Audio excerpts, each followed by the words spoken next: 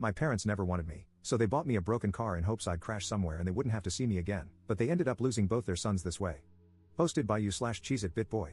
My parents' favoritism towards my older brother, 20M, was always obvious.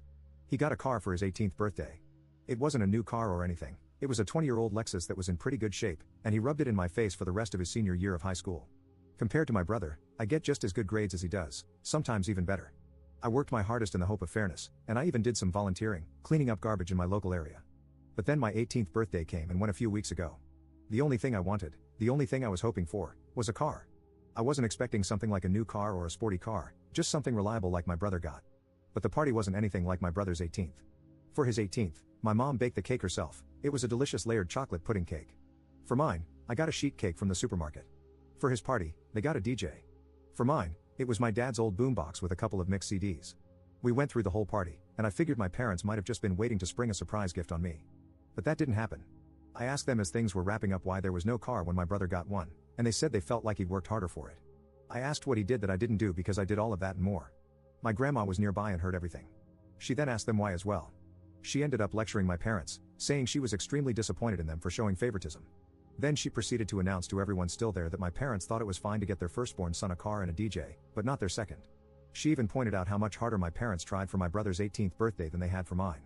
My uncle was the first to stand up and say something, followed by everyone else who hadn't left yet. I ended up just walking away and going to my room to sit and think. I got a few apology calls from relatives, and my grandparents convinced me to go out with them for the evening. But when I got back, my parents were pissed and told me I had shamed them in front of the whole family. I just walked past them because I didn't want to fight. The next few weeks went by with the silent treatment between us. Then, a few days ago, my parents suddenly surprised me with a white 98 Subaru Legacy that runs great. They practically threw the keys and the title in an envelope at me and said to have fun. I got the car, and they're paying for insurance for the next 6 months like they did for my brother. I know a car isn't really a right, but a privilege, so I feel like I've essentially blackmailed my parents into getting me one. Update 5 months later. I've not logged onto this account in roughly 5 months, so now I can tell you all the rest of what happened before college starts. But before that, there are some things I want to address from previous commenters. I literally needed a car because there was no way for me to get a job without one. I had no personal transportation and live over 10 miles from the nearest bus stop.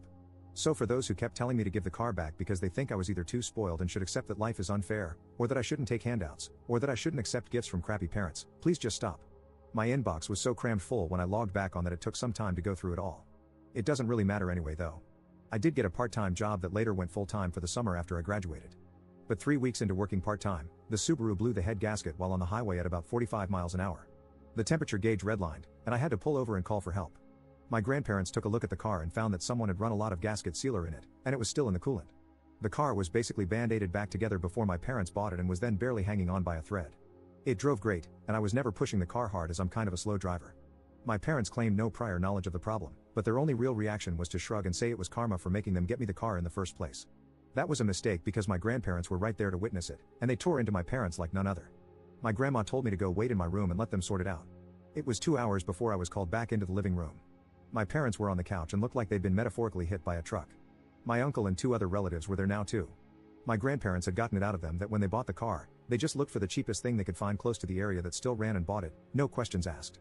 They didn't even bother to inspect the car, let alone properly read the ad for it.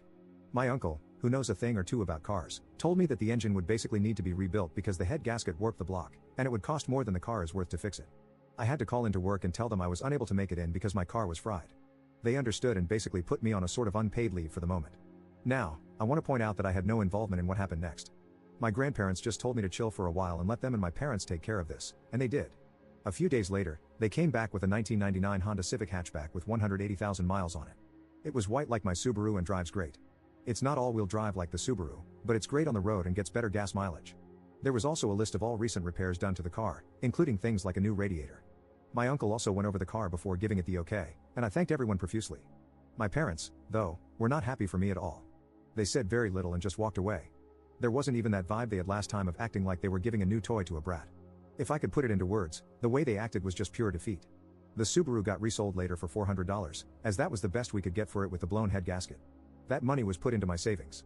That's only one half of what happened, though. You see, when I said I did better in school than my brother, I wasn't kidding. My brother got a 30% scholarship after he finished high school, while I got a 50% scholarship. Not at the same college, of course, but at one comparably good that was also closer. To say my parents were shocked is an understatement. Of course, they just both looked unhappy as soon as the shock wore off. I decided it wouldn't be a good idea to poke the bear by asking them about it, but my grandma thought otherwise and poked that bear, and I mean really poked it. First, she asked if my parents were happy for me. They claimed they were, but it really didn't show in their attitudes. So my grandparents finally asked what their problem was. Why do they dislike me? Their second son was doing great, even exceeding expectations, and they can't be happy about it? Did they want me to fail? Were they hoping I'd fail? What is the deal? My mother looked really upset, and my father couldn't look me in the eyes.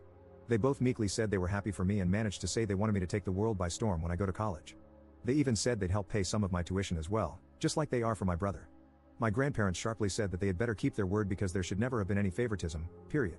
I thanked my parents for their help, received a light, if not limp, handshake from my father, and a very stiff hug from my mother. It all felt so forced. I was and still am extremely thankful for the car and the tuition, but my parents just drained the room of all emotion. I ended up asking if my grandparents knew what it was that made my parents act this way. I asked if I was an accidental pregnancy or something. They gave me the "it's time we told you" look. Well, I'm not adopted like so many asked, but I was unplanned. Sort of. You see, my parents wanted both a girl and a boy but got 2 boys instead. My brother came out as a boy, so my parents were really hoping to get a girl on the next go. They had a prior agreement to stop after 2 kids. They never got a girl. My grandma told me they refused to find out my gender until after I was born. They were convinced I'd be born female, and they'd bought a lot of baby stuff for a girl. But they didn't get a girl. My grandma said I ended up using all of my brother's hand-me-downs until I was 3 years old because my parents had bought so much girl stuff in advance that they couldn't use. So, I was just a disappointment to them from the time I was born. My grandparents said they know my parents are screwed up, but they've been this way for so long that there's no point in expecting them to change. Since then, my parents haven't spoken to me much about college. In fact, they ignore the subject as much as they can. Thanks to some of the warnings I got from people who messaged me, making me paranoid, I called the college I've been accepted to and made sure to tell them that if anyone calls or emails pretending to be me, or if my parents call trying to say I'm not coming, they should call me for a double or even triple check if anything like that happens. I mean, I kind of doubt my parents would do that sort of thing, especially after everything that's happened, but I felt like playing it safe was the better option. There was something that I really didn't expect to happen. My brother called me out of the blue to talk. He said our grandparents had called and told him everything. He apologized for what happened in his own way and said he hopes that once I'm on my own, I won't need to come back. He actually admitted to me that when he finishes college, he's going to stay in the state he's in because he likes it there. Our parents really want him to come back when he gets his degree, but it looks like that's not happening.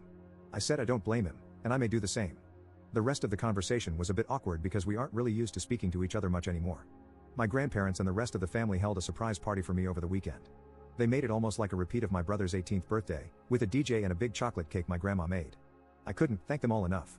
My parents attended the party, but they were like wallflowers the entire time. They didn't say or do much, just stayed sitting at a far table in the corner and drank quietly. The look of defeat they had was even greater now. I think the party wasn't just to congratulate me, but also to rub it in my parents' faces that they should have done better. The rest of the family has made their disappointment in them clear.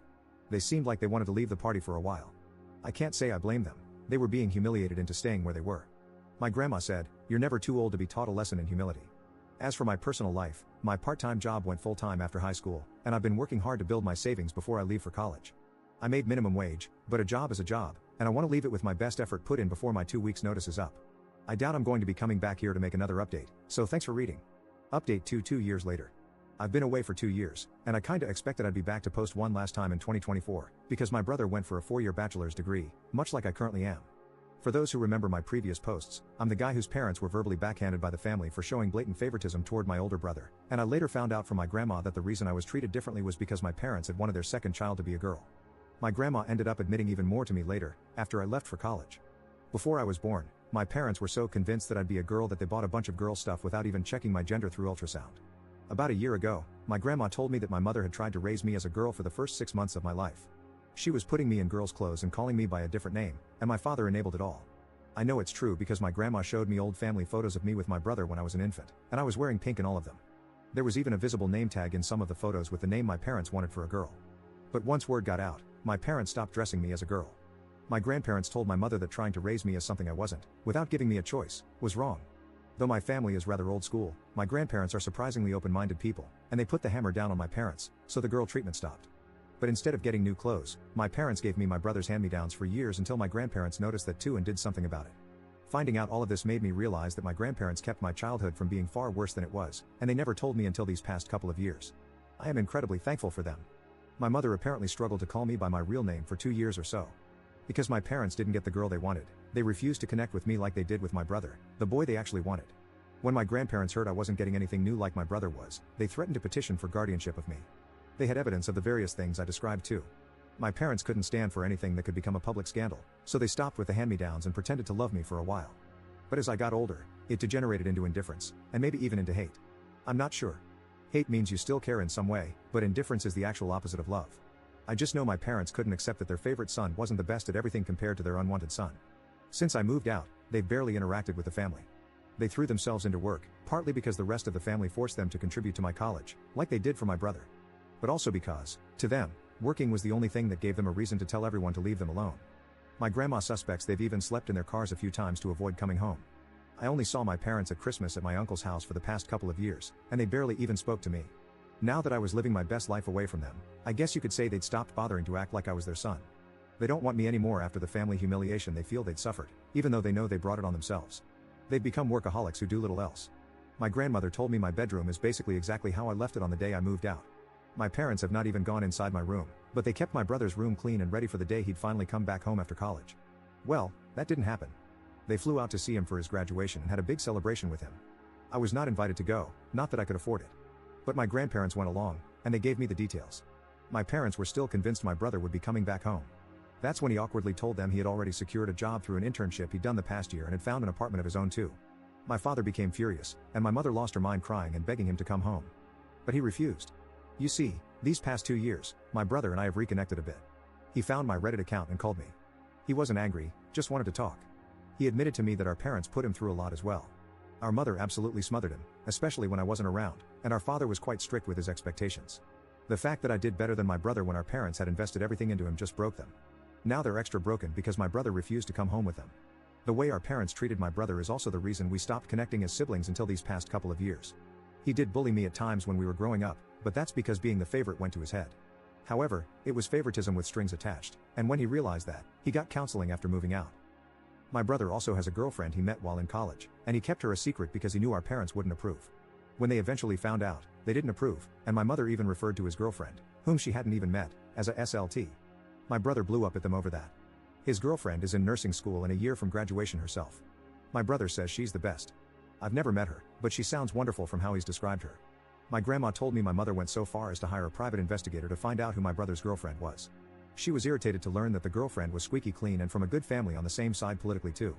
In her mind, the girlfriend was the reason my brother wasn't coming back, even though he made it clear he decided that before even meeting her. My father had become stoically silent about it, from what I heard. However, my mother let it slip to my brother that she'd hired a detective, and my brother gave our parents a piece of his mind. This led to a whole argument about how they gave him everything and how he was ungrateful for not coming back. But he called them out, saying that being the favored child is abuse too because they nearly made him like them. Hearing that broke my parents. My brother told our grandparents, and they staged another family intervention, one I was even involved in through a video call. My parents tried to ignore me, but even my brother told them to talk to me. We all told them enough was enough. They have 2 sons, and they needed to start treating us fairly. They had let something as idiotic as not being born the gender they wanted ruin their love for me from day one. Pardon my language on this next part. My father hit his breaking point and yelled, "You want us to admit we effed up?" Well yeah, we did. What do you want us to effing do? Effing time travel? We're paying for part of his effing college too. What more does he effing want from us? Things ended very poorly in that intervention. My mother cried and said she was sorry to me, but I still didn't feel her heart was in it. She didn't spend much time apologizing to me at all before moving on to my brother through the phone he was video calling from. She spent a long time crying and apologizing to him until he told her to go back and actually apologize to me like she meant it. That's when my father grabbed the phone and shut it off. Then he just sat down and told everyone to leave. The last thing my grandparents said to my parents was that they were so disappointed in them, and that maybe losing both sons would show them they should never have favored one. Right now, my parents are not on speaking terms with the rest of the family. My grandma heard a rumor they might be planning to move, but they have a paid-off country house and great careers. I feel like they'd be fools to move, but since my brother isn't going back and I'm likely not either, I suppose it's not really an issue. I kind of doubt they'd welcome me if I came to visit after all the crap that went down. I am still thankful to them for helping pay for my college. My student loans were significantly reduced, thanks to them. But as parents, I think we can all agree they just didn't do a good job.